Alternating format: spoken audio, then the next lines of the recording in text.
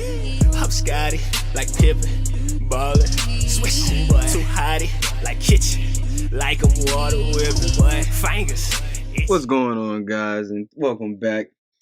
I had to come on here and talk about this because I find this hilarious. My man Kwame Brown is at it again.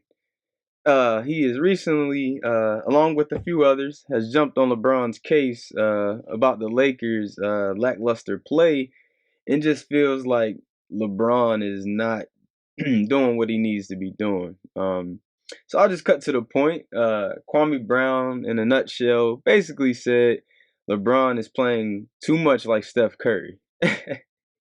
So what he means by that is he's saying all LeBron is doing is coming off screens, 36 footers, and just pretty much pulling up off the screen like he's Steph Curry, which LeBron's three-point percentage has went up, and it's not like he's not shooting the ball well, but I kind of get and see where Kwame Brown is coming from. He's saying LeBron's not attacking enough, and just things are being slowed down, and shots are being taken that don't need to be taken. Basically saying big men aren't getting utilized. He was just giving shout outs to Dwight, and basically was saying like poor Dwight, and felt like Dwight was kind of just running wind sprints on the court. He's saying Dwight's talents aren't even being used. No big men on that team's talents being used. And basically saying that the way they've been playing has not been working, and pretty much not understanding why things haven't been changed. Kwame Brown. I respect your opinion, brother, because you definitely played at that level. You were drafted #1 overall, so I definitely respect Kwame Brown's opinion. But Kwame, it's like, you can't come after LeBron like that, bro. Like, come on, man, Kwame. Come on, Kwame. But he do got some truth to it. It's times where I'm like, Brown, what's going on? Attack the basket, and he'll pull up for the jumper. And like I say, he's been shooting the ball well, so it's like, I'm not totally agreeing with this statement. I definitely agree more with what Magic had to say. And the Lakers have it. They're down by 3. They can tie the game with 7, with 6. And here's LeBron. LeBron for the tie. He got it. Wow. Of the evening, and then LeBron with the clock winding down. Long three-pointer. Calmly. Hart can't control, but he taps it to LeBron. 9 to shoot. LeBron revving up. Oh, look at this long 3! Oh, LeBron is loving it. He's playing to the crowd and everybody. You see, so get another look at that LeBron shot from Inglewood. That was deep. Play with James. Oh! My goodness.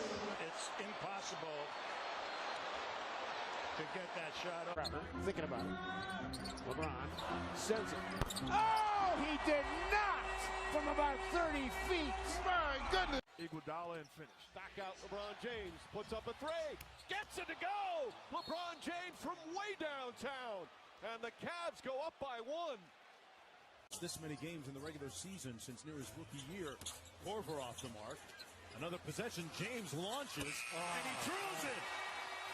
One-handed shot misses. Rebound James. James to Love. Back up top. James a long 3. Bang! Tie game!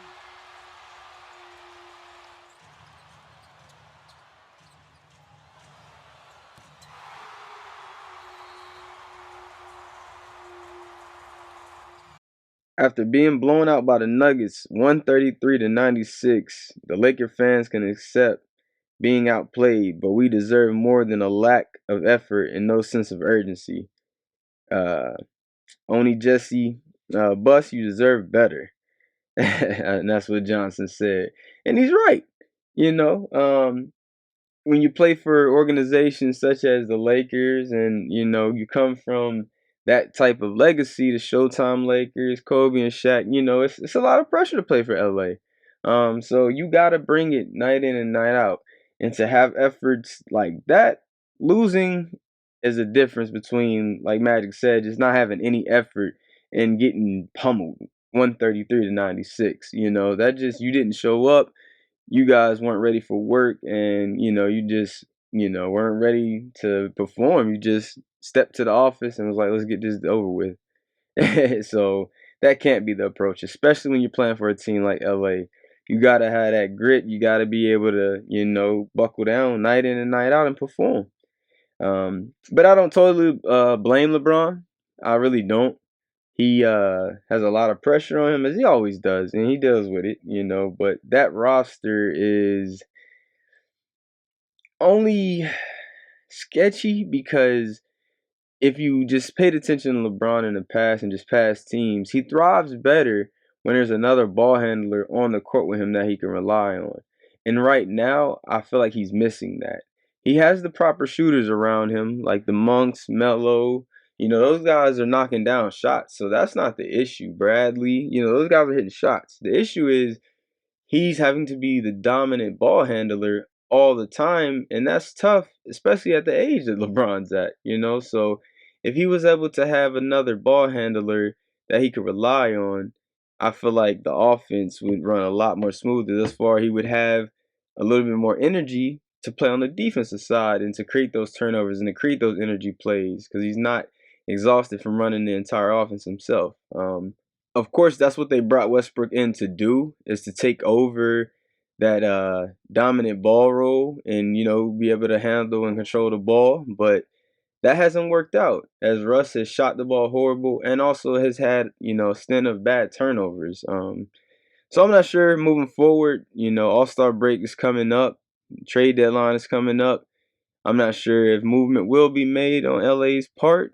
I'm not sure if they'll just stick to what they got and just build chemistry. I don't know. I don't know. But it's definitely turmoil and not good basketball being played in LA. And I'm not a Lakers fan. I do like the Lakers and do respect all the greats that play for the Lakers because they helped build basketball. A lot of those guys, the Kobe's, the Shaqs, the Magic Johnsons. But I definitely am a LeBron fan, and I just hate to see this year be wasted because they're really only one or two pieces away from really having that push. And I feel like the two pieces are getting AD back, and like I said, another ball handler that's gonna take care of the ball, even if they're not scoring a bunch of points, just taking care of the ball. Because in the playoffs, that's what it's about: cutting out on turnovers, playing good defense, and playing good ball.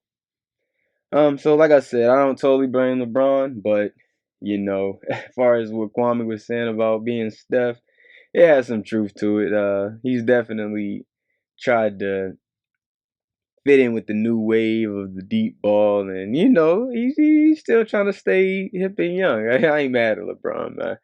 But like I said, tell me what you guys think. You think he's trying to be more like Steph? You think he's trying to be too much like Steph? You think he's fitting in just fine? You think he's still doing him? However you guys may feel, just let me know. Like, subscribe, comment, man. And as always, you guys stay safe, stay blessed. Peace.